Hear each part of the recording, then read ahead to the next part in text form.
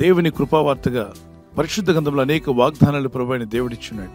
అందులో ఒక వాగ్దానాన్ని ఈరోజు కీర్తనలు 45వ వచనాన్ని మనం ధ్యానం చేసుకుందాం. మా ఎడల నీకున్న తలంపులు బహు విస్తారములు.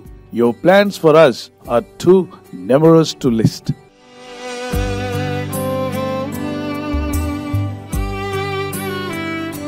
చంటి బిడ్డకు తన జీవితం అంటే ఏంటో తెలియక ముందే తల్లిదండ్రులు ఆ బిడ్డ గురించి ఎంతో దీర్ఘంగా ఆలోచన చేస్తారు.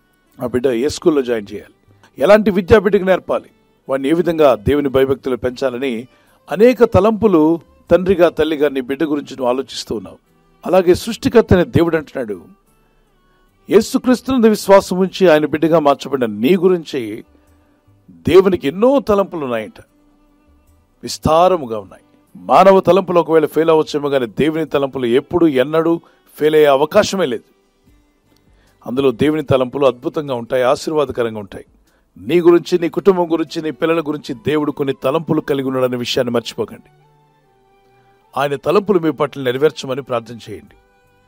గొర్రెల కాపరిగా గొర్రెలు కాసుకుంటున్న ఒక వ్యక్తి భక్తి కలిగి ప్రార్థిస్తూ తనకు వచ్చిన ఒక ఇన్స్ట్రుమెంట్ ఏదో వాయించుకుంటూ దేవుని మహింపరుస్తూ ఉండగా ఆ చిన్న యవనస్తుని బట్టి దేవుడు తలంచిన తలంపులు అద్భుతమైన తలంపులు. ఆ యవనస్తునికి తెలియదు, పాటలు పాడుతున్నాడు, ప్రార్థన చేస్తున్నాడు. ఈ మధ్య యవనస్తులకు చిన్న ఇన్స్ట్రుమెంట్ ఏదైనా వాయించడం వస్తే దేవుని స్తుతించడానికంటే కూడా ఆ ఇన్స్ట్రుమెంటు ఏ అమ్మాయి ముందుకెళ్ళిన వాయిద్దామని చెప్పిన వాళ్ళు ఎక్కువ మంది. కానీ ఈ యవనస్తుడు తాను టీనేజ్లో ఉన్నప్పటికీ చమత్కారంగా వాయించగలిగిన వాద్యాన్ని వాయిస్తున్నటువంటి ఈ దావీదు దేవుని సంతోషపరచడానికి పాటలు పాడాడంట. దేవుని మహింపరుస్తూ, దేవుని స్తుతిస్తూ ఓ పని చేస్తున్నాడు. వారి తండ్రి గారు చెప్పిన పని గొర్రెల మందలు కాయమన్నాడు. నేను కాయను అని ఎదురాడలా. తండ్రికి లోబడ్డాడు, ఒబీడియంట్ చైల్డ్. పొలంలోకి వెళ్ళాడు, పచ్చికలో గొర్రెలను మేపుతున్నాడు. దేవుని గురించి పాడుతూ స్తుతిస్తున్నటువంటి వ్యక్తి ఒక యవనస్తుని పట్ల దేవుడు ఎంత గొప్ప అద్భుతమైన ఆలోచనలు కలిగి ఉన్నాడు. ఒకసారి ఆలోచన చేయండి. ఆ యవనస్తునికి తెలియదు దేవుడు ఇలా ఆలోచిస్తున్నాడని. కానీ తన పని సమయం దొరికినప్పుడల్లా స్తుతించి ప్రార్థించి పాటలు పాడుతుండగా ఒక సమయం వచ్చినప్పుడు దేవుడు తన ప్రవక్తను వాళ్ళ తండ్రి గారి ఇంటికి పంపిస్తాడు. యెషయా అనేటువంటి వ్యక్తి దావీదు ఒక నాన్నగారు. యెషయా నీ కుమారులు తీసుకుని రమ్మంటే అందరిని తీసుకొస్తాడు, 7. కానీ పరిశుద్ధాత్ముడు ప్రభు యొక్క ఆత్మ సమూయేలు అనే ప్రవక్త చెప్తుంది, వీళ్ళ ఎవరిని ఎన్నుకోలేదు, వీళ్ళ మీద చేతులుంచి అభిషేకించొద్దంటాడు. అప్పుడు ఈయన అడుగుతాడు, అయ్యా నీ కుమారులు అంటే, అవును 7 వచ్చేసారు కదా. ఇంకెవరైనా ఉన్నారా అంటే, ఒకడు ఉన్నాడులేండి చిన్నాడు, వాడు గొర్రెలు గాయడానికి వెళ్ళాడు. అంటే దావీదు ఒక పేరెంట్సే గొప్ప తలంపులు దావీదు పట్ల కలిగి లేరు. సమూయేలు ప్రవక్తతో అంటాడు దేవుడు, మరొక కుమారుడు ఉన్నాడు యెషయాకి, పిలిపించమని చెప్పమని.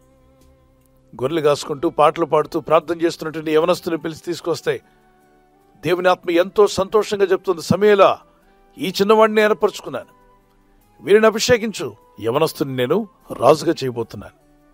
ఈ విషయం ప్రవక్తకి చెప్పాడు కానీ దావీదుకి చెప్పలా. మరి దావీదు తన గురించి ఏం ఆలోచించుంటాడు? 100 గొర్రెలు ఉన్నాయి, ఏం ఆలోచిస్తాడు చెప్పండి? మరొక 100 గొర్రెలు ఉంటే బాగుండు అనుకుంటాడు, 200 గొర్రెలు ఉంటే హ్యాపీ. లేదా ఇంకా బాగా ఆలోచించు, బాగా తలంచంటే 1000 గొర్రెలుంటే సరిపోతుంది, ఈ జీవితం ధన్యం అయిపోయింది, నాకేం అవసరం లేదు అనుకుంటాడు. గొర్రెల కాపురులు అంతవరకే తలంచగలిగాడు.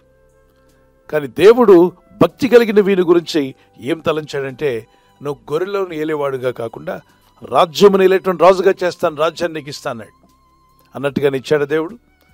రాజుని చేశాడు. దావీదు చేత రాయబడిన కీర్తనలో 40వ కీర్తన 5వ వచనం, మా ఎడల నీకున్న తలంపులు బహు విస్తారములయ్యా. ఇక్కడ నా అంటలా మా అన్నాడు. అంటే దేవుణ్ణి నమ్ముకున్న బిడ్డలందరి గురించి మాట్లాడుతున్నాడు. ఆయన ఆశ్రయించావా? ఆయన విశ్వాసం ఉంచావా? ఆయన భయభక్తి కలిగి ఉన్నావా? నీ పట్ల దేవుడు గొప్ప తలంపులు కలిగి ఉన్నాడు. This no doubt at all. మరి ఆ గొప్ప అద్భుతమైన ఆశీర్వాదకరమైన తలంపులు నా పట్ల నెరవేరాలంటే నేనేం చేయాలి? మీరేం చేయాలి? ఆయన చిత్తానికి లోబడాలి. ఆయన వాక్యములకు విధేయులైతే చాలు. ఆయన కాడి సులువైనది, ఆయన కాడి బరువైనది కాదు.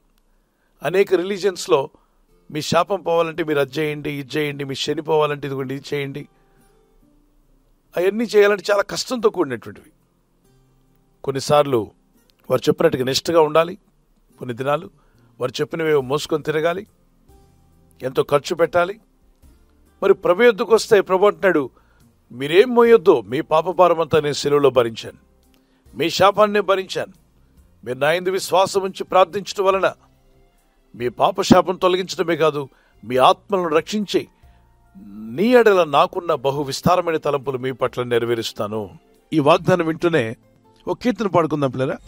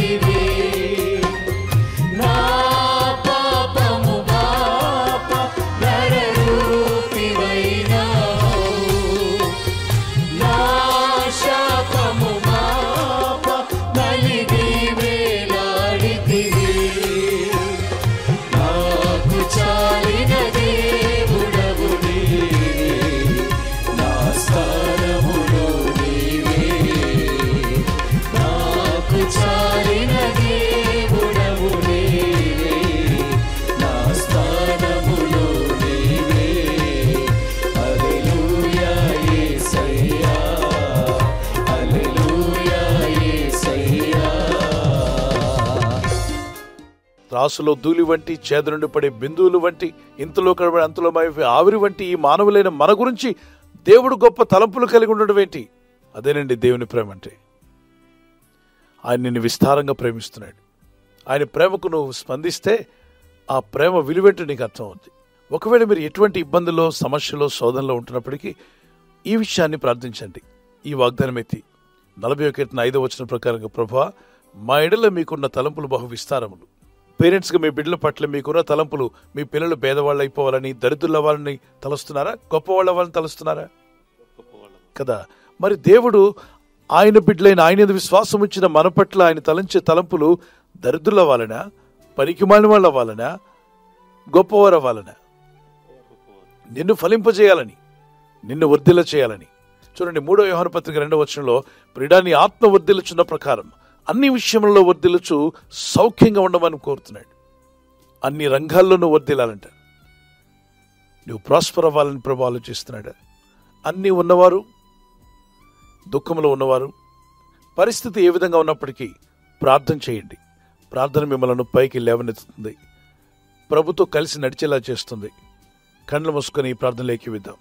నా పట్ల నీ తలంపులు బహు విస్తారమైనవి, వాటిని నెరవేర్చమని ప్రార్థన చేద్దాం.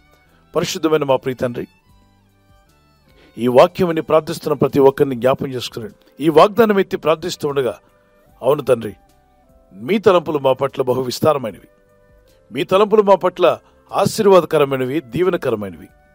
మా చిత్తము కన్నా నీ చిత్తం మాకు ఎప్పుడూ మేలే. నీ చిత్తమే చేసే మనసు మాకు దయచేయండి. నిన్ను ప్రేమించు వారికి సమస్తము సమకూడి మేలు కొరకే జరుగునన్నావు.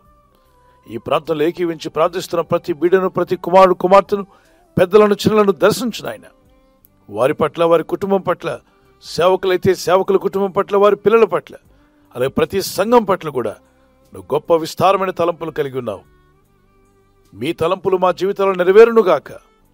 ఈరోజు ప్రార్థించి ప్రయత్నించబోతున్న శంకుస్థాపన అయిన, గృహప్రవేశమైన, ఒక బిజినెస్ ప్రారంభిస్తున్నా, ఉద్యోగ ప్రారంభానికి వెళ్తున్నా, ఒక మంచి కార్యక్రమాన్ని ప్రారంభిస్తుండగా, నేను వారి బిడ్డల వివాహం కొరకు ప్రయత్నాలు చేస్తుండగా, వారు చేస్తున్న ప్రయత్నాలు ఫలించలాగున మీ దూతలుగా ఆజ్ఞాపించండి.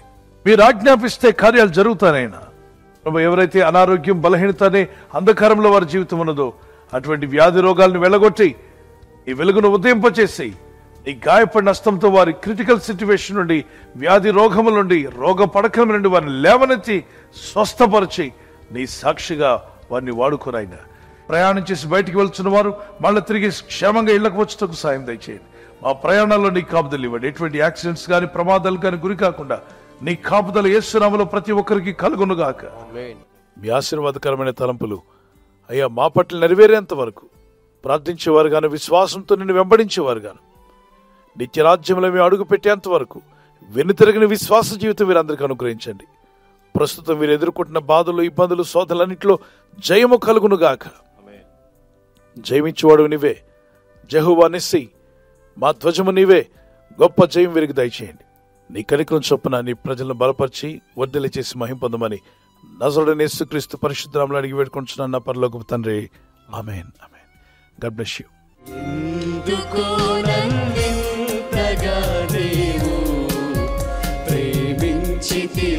దేవా అందుకో నా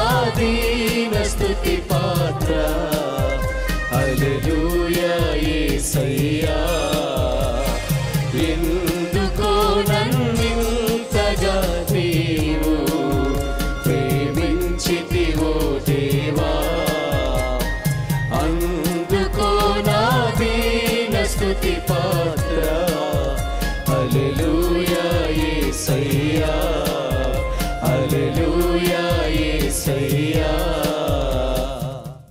బర్త్డే జరుపుకునే వారికి happy birthday to you, many more returns of the day. ప్రభు కృప మీకు తోడై ఉండుగాక.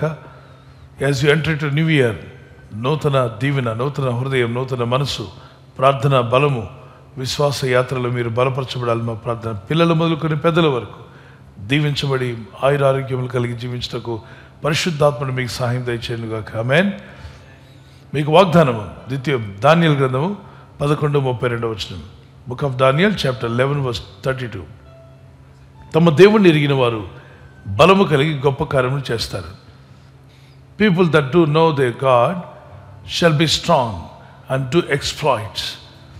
తమ దేవుణ్ణి ఎరిగిన వారు బలము కలిగి గొప్ప కార్యాలు చేస్తారు. ఈ వాగ్దానం మీ పట్ల నెరవేరునుగాక. దేవుని బాగా తెలుసుకోండి, గొప్ప కార్యాలు పొందుకోండి, దేవుని కొరకు జీవించండి, బలము కలిగి ఉండండి. యానివర్సరీ జరుపుకున్న వారికి happy wedding anniversary. May God bless you with this promise. Keerthana 37:22. Psalms 37:22. యెహోవా ఆశీర్వాదం నొందిన వారు భూమిని స్వతంత్రించుకుందరు. దేవుని ఆశీర్వాదం నొందిన వారు భూమిని స్వతంత్రించుకుంటారు. For those blessed by the lord shall inherit the land. దేవుని చేత మీరు దీవించబడి ఆశీర్వదించబడి మీరు భూమిని స్వతంత్రించుకుందరు. దేవుడు మీకు ఇంటిని, మీకు మీ కుటుంబానికి కావాల్సిన నివాసమును యేసు నామములో అనుగ్రహించును గాక. ఆమేన్. ప్రార్థిస్తుండగా ఈ ప్రార్థనలో మీరు జ్ఞాపకం చేసుకోండి. మీ కుటుంబాలు వర్ధిల్లాలని ప్రార్థన చేస్తున్నాం. దేవుని రాకడ ఆలస్యమైతే సిల్వర్ జూబ్లీ, అలాగే ప్లాటినం, మరి గోల్డెన్ జూబ్లీ కూడా జరుపుకునే కృపా దేవుడు మీకు, దంపతులని మీకు దయచేయునుగాక. ఐక్యత, ఏక మనసు, భార్య భర్తల మధ్యలో ప్రేమానురాగాలు, లవ్ అండ్ ఎఫెక్షన్ అది ఇంక్రీజ్ అవునుగాక. ఆమెన్ చెప్పండి. ఆమెన్. ఈ ఛానల్ను మీరు సబ్స్క్రైబ్ చేసుకోవడం వలన 2 పనులు జరుగుతున్నాయి. ఒకటి, సువార్త జరుగుతున్నది, ఆత్మలు రక్షించబడుతున్నాయి. రెండవది, పేదలకు, అనాథలకు ఈ ఛానల్ ద్వారా సహకారం అందించడం జరుగుతుంది. మనం సబ్స్క్రైబ్ చేసుకోవడం వలన అందరికీ సహాయం చేసిన వారమవుతున్నాం. ఖచ్చితంగా ఈ యూట్యూబ్ ఛానల్ను సబ్స్క్రైబ్ చేసుకొని బెల్ బటన్ను క్లిక్ చేయండి. మీకు వెంటనే మెసేజెస్ పంపబడతాయి.